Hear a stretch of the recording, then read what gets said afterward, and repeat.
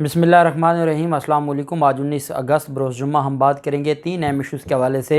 हमज़ा शहबाज के ख़िलाफ़ supreme court of Pakistan से बुरी खबर आ गई है, उसकी तफसील मैं आपके साथ शेयर करूँगा। मुस्लिम लीग नून के रहनुमा लुट गए हैं, उनको लूट लिया गया है और ये मुल्क लूटने वाले थे लेकिन अब ख़ुद लूटना शुरू हो गए हैं। बड़ी दिलचस्प तफसीलात हैं जो मैं आपके साथ शेयर करूँगा और साथ हम बात करेंगे नैब कानून में जो तरमीम की गई थी, सदर पाकिस्तान ने जो मंजूरी दी है और उसके बाद अब नैब हुकाम बड़े बड़े जो सियासी रहनुमा हैं इनके मुकदमात ख़ारिज करने पर तुल गए हैं और ये जो मामला है ये सारा अब सामने आ गया है। चूँकि सुप्रीम कोर्ट ऑफ पाकिस्तान में भी नैब कवानीन के हवाले से तरमीम को चैलेंज किया गया था पाकिस्तान तहरीक इंसाफ ने और समाअत होने जा रही है और उसके पहले ये सारे का सारा मामला हुआ है, उसकी तफसील भी मैं आपके साथ शेयर करूँगा।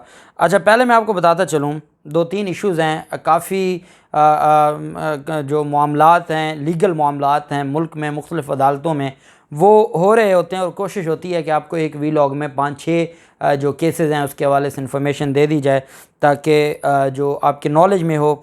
एक तो मुस्लिम लीग काफ के हवाले से जो दायरा अख्तियार चैलेंज किया गया था, चौधरी शुजात ने स्टे लिया था कि मुझे सदर के ओहदे से ना हटाया जाए। परवेज़ इलाही ने उसको चैलेंज किया था उस फ़ैसले को और परवेज़ इलाही ने इलेक्शन कमीशन को कहा था कि ये आपका दायरा अख्तियार नहीं है और चीफ़ इलेक्शन कमिश्नर ने बार बार पूछा था कि क्या कोई शक है आपको कि इंसाफ़ नहीं होगा। उन्होंने कहा इंसाफ़ हो या ना हो, जब आपका दायरा अख्तियार नहीं है तो हम आपके पास क्यों केस सुनवाएं। तो उस दरख्वास्त पर दोनों जो फ्रीकैन हैं उनके आर्गूमेंट्स कल मुकम्मल हुए हैं और अदालत में फ़ैसला महफूज हुआ है। सिकंदर सुल्तान राजा की सरबराही में 5 रुकनी बेंच है जो समाअत कर रहा था और उसमें जो वकला हैं उन्होंने बड़ी डिटेल आर्गूमेंट्स की है और उसके बाद उन आर्गूमेंट्स के बाद अदालत जो इलेक्शन कमीशन है उन्होंने फ़ैसला महफूज किया है। अब फ़ैसला महफूज इस वजह से किया है कि चौधरी शुजात ने इम्पोर्टेड हुकूमत पर बहुत बड़ा एहसान किया है।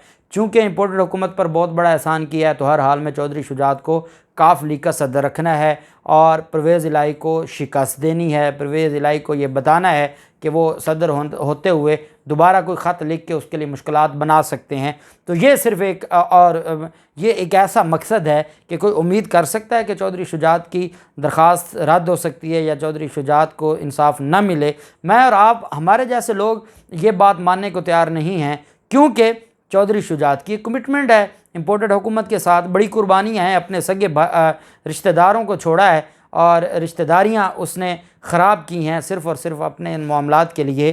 तो ये सारी चीज़ें जो हैं उस पर अब देखते हैं कि इलेक्शन कमीशन की तरफ से क्या फ़ैसला आता है। सुप्रीम कोर्ट ऑफ पाकिस्तान में खुसरो बख्तियार जो कि पाकिस्तान तहरीक इंसाफ के रहनुमा हैं उनके नहली के हवाले से एक दरख्वास्त दायर की गई थी और उस दरख्वास्त को मुस्तरद कर दिया था रजिस्ट्रार सुप्रीम कोर्ट ने। उसके ख़िलाफ़ चैम्बर अपील फ़ाइल की गई थी जो जस्टिस मंसूर अली शाह साहब ने सुनी और जस्टिस मंसूर अली शाह साहब ने रजिस्ट्रार सुप्रीम कोर्ट के जो उनकी तरफ से ऑर्डर था या अहकामात थे उनको रद्द कर दिया और अदालत ने कहा कि कोई भी दरख्वास्त आती है और मेरिट के ऊपर, चाहे वो क्वेश्चन ऑफ लॉ हो या क्वेश्चन ऑफ फैक्ट हो, उसको देखना हमारी ज़िम्मेदारी है। वो दरख्वास्त काबिल समाअत है या नहीं है ये जज ने देखना होता है, ये सुप्रीम कोर्ट के जजेस ने देखना है, ये अदालत ने देखना है। ये रजिस्ट्रार का काम नहीं है कि वो अदालत लगा के बैठ जाए और उसके पास कोई दरख्वास्त है और वो उस दरख्वास्त पर पहले ख़ुद इंक्वायरी बिठा दे और वो उसको मुस्तरद कर दे। ये दुरुस्त नहीं है। सिर्फ ये कहा कि जो रजिस्ट्रार है वो सिर्फ ये देख सकता है कि जो कौन सी दरख्वास्तें हैं जो नाकाबिल समाअत हैं, जिनके बारे में ये लग रहा है कि वो कवायद के मुताबिक नहीं हैं या कोई गैर संजीदा दरख्वास्तें हैं तो वो सिर्फ रद्द करे। बाकी जो दरख्वास्तें हैं चाहे वो काबिल समाअत हैं या नहीं है इसका फ़ैसला भी अदालत करेगी। बहरहाल खुसरो बख्तियार के ख़िलाफ़ जो नहली की दरख्वास्त थी उसको अब समाअत के लिए मुकर्रर करने का हुक्म दे दिया है जस्टिस मंसूर अली शाह साहब ने और जस्टिस मंसूर अली शाह साहब देखते हैं कि इसके बारे में ये जो मामला है ये कहाँ पहुँचता है और इनकी नहली का मामला कहाँ जाता है।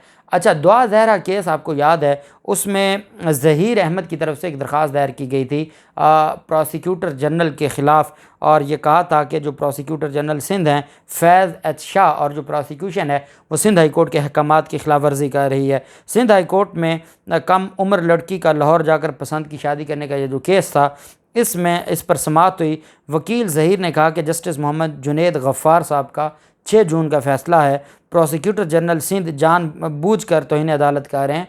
दरख्वास्त गुजार ने कहा कि यह अदालत की इज़्ज़त और वक़ार का मसला है, उनके खिलाफ तौहीन अदालत की कार्रवाई की जाए। एडवोकेट जनरल का बयान रिकॉर्ड का हिस्सा है। उन्होंने कहा था कि निकाह पंजाब में हुआ, यहाँ कानून लागू नहीं होता, लेकिन अब इन्होंने सिंध चाइल्ड मैरिज कानून इस केस पर लागू कर दिया और इसकी दफ़ात भी शामिल कर दी हैं, इस वजह से उनके खिलाफ कार्रवाई की जाए।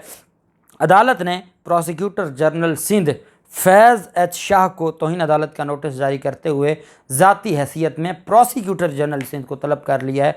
ये बड़ी कार्रवाई है ज़रदारी माफिया के ख़िलाफ़ सिंध हाई कोर्ट की तरफ से, और तौहीन अदालत की जो कार्रवाई है वो शुरू कर दी गई है। दूसरी तरफ नैब कानून का जो मामला है, नैब कानून में तरमीम के हवाले से आप जानते हैं पहले एक तरमीम हुई थी, उसको चैलेंज किया पाकिस्तान तहरीक इंसाफ ने और इमरान खान ने, जिस पर समाअत आज होने जा रही है। दूसरी जो तरमीम थी वो अभी सदर पाकिस्तान से मंजूर नहीं हुई थी, और पाकिस्तान तहरीक इंसाफ के वकील ख्वाजा साहब ने कहा था कि जब वो मंजूर हो जाएगा उसके बाद हम उसको भी चैलेंज करेंगे, तो वो मंजूर हो गई है। उसकी मंजूरी के बाद जो नैब है, नैब ने भी अब जो नैब अथॉरिटीज़ हैं वो भी अब एक्टिव हो गई हैं इन माफियाज़ को रिलीफ देने के लिए। नैब कानून में तरमीम के बाद जो बड़ी पेशरफ सामने आई है, नैब ने तमाम रीजनल ब्यूरोज़ से सिफारिशात तलब कर ली हैं। नैब कानून में तरमीम के बाद ये बड़ी पेशरफ सामने आई है, तमाम नैब ब्यूरो से सिफारिशात तलब कर ली गई हैं कि कौन सा केस चलाएँ और कौन सा बंद करें। नैब हेडकोार्टर्स ने तमाम रीजनल ब्यूरोज़ को मरासला भेज दिया, जिसमें कहा गया है कि तमाम ज़ेर इल्तवा इंक्वायरीज़, तहकीकात और मुकदमात का जायज़ा लिया जाए। मरासले में कहा गया कि तमाम रीजनल ब्यूरोज़ को तंबीह की गई कि 26 अगस्त तक केसेस पर नज़रसानी करके सिफारिशात हेडकोार्टर को भिजवाएँ। अब ये जो नैब तरमीम की गई है, इसमें जो काफ़ी मुकदमात थे जो दायर हुए थे जावेद इकबाल के दौर में, वो सारे के सारे खारिज होने का और ख़त्म होने का इम्कान है। और इसमें एक चीज़ ये थी कि जहाँ जुर्म सरजद होगा ट्रायल भी वही होगा, और ये जरदारी को सबसे बड़ा रिलीफ दिया गया है। आसिफ जरदारी चाहते थे मेरे केसेस सिंध में चलें, क्योंकि वो सिंध में सारी चीज़ें मैनेज करके बैठे हैं कराची में, और वो सुप्रीम कोर्ट के हुक्म पर केसेस इस्लामाबाद में ट्रांसफ़र हुए थे। अब सुप्रीम कोर्ट के हुक्म के बरक्स ये की गई है, और हमारी अदालतें टेक्निकल छोटी छोटी चीज़ों पर बैठ कर, उनको पता है कि जिन लोगों ने तरमीम की है वो उन्होंने बदनीयती में तरमीम की है। सुप्रीम कोर्ट ये जानती है कि इन्होंने अपने फ़ायदे के लिए दिया है, और फिर भी अगर इमरान खान के वकील अदालत में पेश हो गए हैं तो उनको वो चाहते ही हैं कि टेक्निकल ग्राउंड्स पर ही उलझाया जाए। असल जो चीज़ है जो सुप्रीम कोर्ट देख सकती है, जिसको सुप्रीम कोर्ट दीवार, अगर आप डिप्टी स्पीकर की रूलिंग आर्टिकल 69 को क्रॉस करके आप जा सकते हैं, तो यहाँ भी आप जा सकते हैं। सिर्फ टेक्निकल ग्राउंड्स पर खेलने से कौम का फ़ायदा नहीं होगा। और अब इस जो ये जाली अकाउंट्स स्कैंडल के 14 रेफरेंस हैं, 13 इंक्वायरियाँ हैं और 18 इन्वेस्टिगेशंस हैं जो सिंध मुंतकिल हो जाएंगी। 50 करोड़ से कम के करप्शन इल्ज़ाम पर नैब का दायरा इख्तियार ख़त्म हो जाएगा, और बाकी भी ये जो तरमीम है अब उस पर ये कहा गया, और उसमें LNG रेफरेंस वो भी ख़त्म हो जाएगा जो इनके ख़िलाफ़ है, एहसन इकबाल के ख़िलाफ़ नारोवाल स्कैंडल है, स्पोर्ट्स कम्प्लेक्स केस है, वो भी ख़त्म हो जाएगा, और सारे अपनी जो है वो कहेंगे हमें तो क्लीन चिट मिल गई है। ख़ुद कानून बनाया, उस कानून से ख़ुद फ़ायदा लिया और कहेंगे कि हमें क्लीन चिट मिल गई। देखें, हमें कानून ने इंसाफ दे दिया। जब कानून बनाने वाले ऐसे लोग होंगे और फिर आप कौम से कहें कि वो उस कानून पर अमल दरामद करे या कानून के अमल दरामद के लिए कौम अपना किरदार अदा करे, तो मैं समझता हूँ कि ये एक बहुत बड़ा मजाक होगा। दूसरी तरफ पंजाब असम्बली के रुकन हैं महर मोहम्मद काशिफ, ये ननकाना साहब से मुस्लिम लीग नून के MPA हैं, उनको लूट लिया है डाकुओं ने। मोबाइल फ़ोन और नकदी उनसे छीन ली गई है। पुलिस के मुताबिक रुकन पंजाब असम्बली काशिफ से डाकुओं ने लूटमार की। वो अपने भाई और ड्राइवर के हमरा पक्का किला जा रहे थे और रास्ते में ये वाक़या पेश हुआ।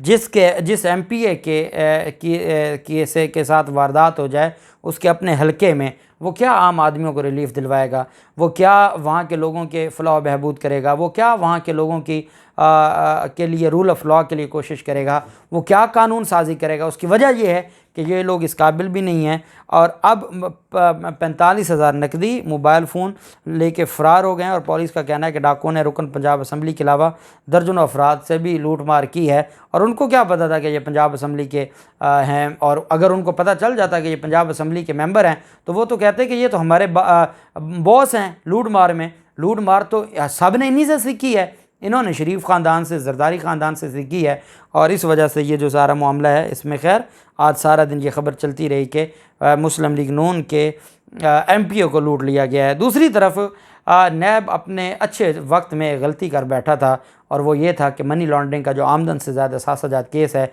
जिसमें हमज़ा शहबाज लंबा अरसा 22 से 23 महीने जेल में गुजार के आए थे, उसमें ज़मानत हुई थी और बड़े अनोखे तरीके से ज़मानत हुई थी लाहौर हाई कोर्ट में। और जो मुझे पुराना सुनते आ रहे हैं वो जानते हैं, मैंने वो सारे केसेस लाहौर हाई कोर्ट में जो समात का आंखों देखा हवाल था वो आपको शहबाज शरीफ को, हमज़ा शहबाज के जो आमदन से ज़्यादा सासाजात केस में ज़मानत थी। अब हुआ ये कि नैब ने अपील दायर की हुई थी उस ज़मानत के फ़ैसले के ख़िलाफ़ लाहौर हाई कोर्ट के। अब वो अपील फ़िक्स कर दी है सुप्रीम कोर्ट ने। बेंच बन गया है जस्टिस एजाज़ुल अहसन साहब की सरबराही में 2 रुकनी बेंच है। जस्टिस मज़ाहिर अली अकबर नकवी साहब, ये वो जज हैं जिन्होंने हमज़ा शहबाज एंड कंपनी को अभी जो मनी लॉन्ड्रिंग केस में FIA के केस में ज़मानत हुई है उस पर भी सवाल उठाया था सुप्रीम कोर्ट में कि क्या बाकी भी केसेस में अबूरी ज़मानत अरबों रुपए की मनी लॉन्ड्रिंग और अबूरी ज़मानतें मंजूर होती हैं या सिर्फ इन लोगों की मंजूर हुई थी। बड़े दबंग जज है, लाहौर हाई कोर्ट से ही गए थे, तो वो समाअत करने जा रहे हैं। जस्टिस एजाज़ुल अहसन साहब की सरबराही में 2 रुकनी बेंच है और ये जी 25 अगस्त को समाअत करने जा रहा है 2 रुकनी बेंच। हमज़ा शहबाज को और प्रोसिक्यूटर जनरल नैब को और बाकियों को नोटिस जारी कर दिए गए हैं और 25 अगस्त को सुप्रीम कोर्ट का 2 रुकनी बेंच इसके ऊपर समाअत करेगा। और अब उसमें हमज़ा शहबाज के वकला भी पेश होंगे, नैब भी पेश होगा और बाकी जो अफ्रीकैन है वो भी पेश होंगे। उसकी भी जो तफसील होगी आपके साथ शेयर करेंगे। अल्लाह पाक पाकिस्तान कामयाब नासिर हो। बहुत शुक्रिया। अल्लाह हाफ़िज़। पाकिस्तान जिंदाबाद।